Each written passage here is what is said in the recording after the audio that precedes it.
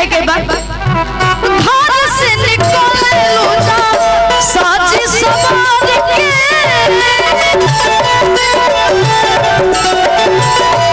आदम जीवन बले लगा बढ़िया से काढ़ी के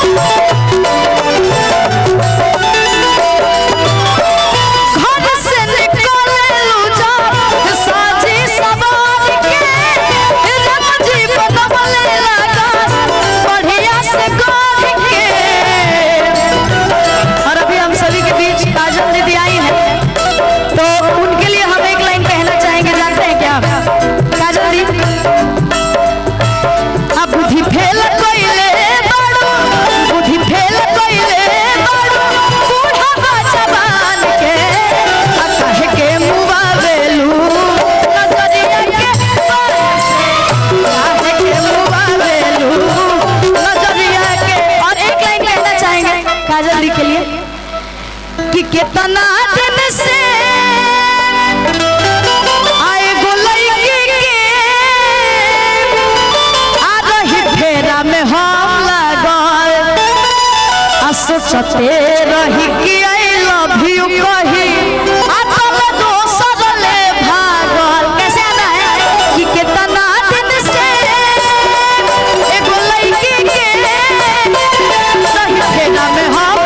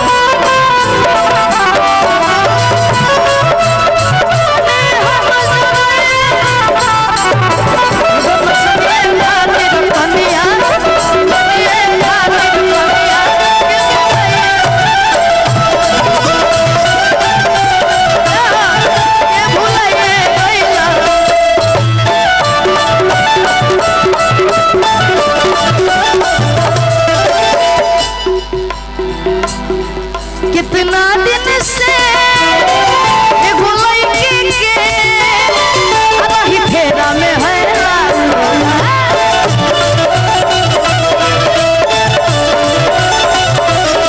कि सोचते रही कि आई लव यू कही, सोचते रही कि आई लव यू कही वाला दोसर ले भागा होटल दोसर ले भागा। कितना दिन से के रही फेरा में हम